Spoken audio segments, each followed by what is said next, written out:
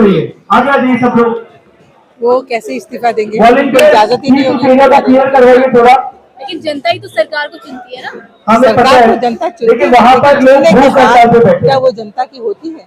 थोड़ा सा वो जनता की उनको स्पेस दीजिए, थोड़ा सा आगे आ जाइए सब लोग। पता है वो कुछ एक सब लोग थोड़ा सा आगे आ जाइए। जनता उनके लिए कीड़े मकोड़ों की, वहाँ पे लोग भूख हड़ताल पे हैं। के लिए उनको जनता की जरूरत होती है ताकि वो ताकत और मैंने पूरी संपत्ति पर कब्जा कर सके। इधर आ जाइए, आप लोग सब लोग आगे आ जाइए। इधर आ जाइए। सामर्थ्यवान बनने के लिए वो उनको जनता की वोट की आगे आ जाइए सब लोग। इधर आ जाइए। लगातार और 90 से ज्यादा पेपर लीक हो गई। सरकार में जवाबदेही तो बनती है ना मोदी सरकार की। जवाब आप कैसे सुनना चाहती हैं?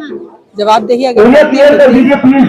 उनके लिए तो मत करिए, वहाँ पे लोग भूख हड़ताल पे। पैसा कमाना ही उनका मेन उद्देश्य है। लेकिन मोदी जी तो कहते हैं 140 करोड़ जनता मेरा परिवार है, तो परिवार की दुख दर्द तो देखना चाहिए ना। वो अपने परिवार के साथ नहीं रहे तो देश के परिवार के साथ क्या करेंगे आप बताइए? उनको तो अपने परिवार के साथ भी लगाव नहीं था, तो देश के परिवार के साथ क्या होगा? नहीं, उनको सिर्फ अपने साथ और अपने कुछ एक क्लियर करवा दीजिए। उनके अपने मित्र या अपने प्रियजन उधर भी क्राउडिंग मत करिए। सबसे लोग भूख हड़ताल पे हैं। न देश के भविष्य से, न जनता जनार्दन से, न देश के बच्चों से, न किसानों से, न मजदूरों से, किसी से भी नहीं। तो सरकार फिर बार बार आ क्यों जाती है सत्ता में? अगर सरकार काम भी नहीं करी, सवाल तो अब यही बनता है ना कि सरकार काम भी नहीं जनता के लिए करी, लेकिन सत्ता में 3 बार आ चुकी है। वो इसलिए आ जाती है क्योंकि जुडिशरी उनके कब्जे में है, सबसे जो शायद संविधान को लागू कर सकती थी, लेकिन जुडिशरी उनके कब्जे में है तो निर्णय उनके पक्ष में होता है। ईडी सीबीआई उनके अंगूठे के तले हैं। बाकी जो अब रहा सा एक था इलेक्शन कमीशन, वो तो खैर की तो पूछे ही नहीं। संवैधानिक संस्थाएं हैं तो सारी सबके सब उनके कब्जे में है। हाँ। तो उनके कब्जे में है तो वो अपने हिसाब से करेंगे ना, उनके नौकर हुए ना वो, आपके और मेरे नौकर तो है नहीं, तो वो उनके हिसाब से सारा मैनिपुलेट कर रहे हैं और उनको जिता रहे हैं। जहाँ हारते हैं वहाँ भी जीत जाते हैं।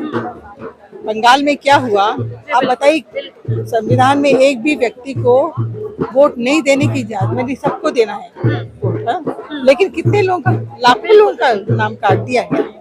तो जनता के पास का क्या ऑप्शन है? सवाल अब ये खड़ा होता है कि सरकार उनकी बातें सुन नहीं रही, समस्याएं बढ़ती जा रही, जनता के पास ऑप्शन क्या है?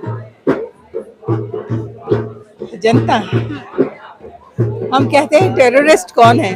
टेररिस्ट कौन है आप बताइए? टेरर इतना फैला हुआ है कि डर के मारे जनता कुछ कर भी नहीं सकती। तो टेररिस्ट कोई जनता तो है नहीं, अगर उसमें ताकत होती वो कुछ कर देती। टेररिस्ट तो है नहीं। अब टेरर तो किसी और का है, शासकों का ही टेरर है, तो उनके डर से जनता कुछ बोल भी नहीं सकती है, कुछ कर भी नहीं सकती है। हाँ, पुलिस उनको मार डालेगी, नहीं तो इनकाउंटर कर देगी, कुछ तो कर ही देगी। अच्छा, शिक्षा मंत्री का एक बयान तो आपने सुना ही होगा। किसका? शिक्षा मंत्री का, कि जो जंतर मंतर में बैठे हैं वो दो देशद्रोही की बी टीम है। क्या है? देशद्रोही की बी टीम है। अब उनको सर्टिफिकेट देने का बहुत शौक है तो वो देते रहेंगे। मैं तो नहीं जानती ए टीम कौन है, बी टीम क्या है। अब ये पता चलना चाहिए कि हमारे जो देश के संचालक हैं वो कौन सी टीम में है, उनको तो पता होना चाहिए ना। उनको पता है कि ए टीम कौन है और बी टीम कौन है। आप कहावत है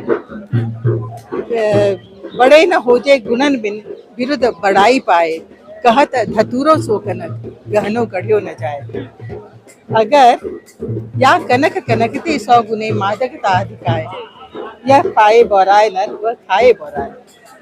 तो जहाँ ज्यादा कुछ आ जाता है ना, अहंकार आ ही जाता है, और अहंकार आने के बाद फिर वो एक नशा है। उसमें जब तक खुद तबाह नहीं हो जाए वो अहंकार रहता है और वो दूसरों को तबाह करता है। हमारा देश भी तबाह हो रहा है।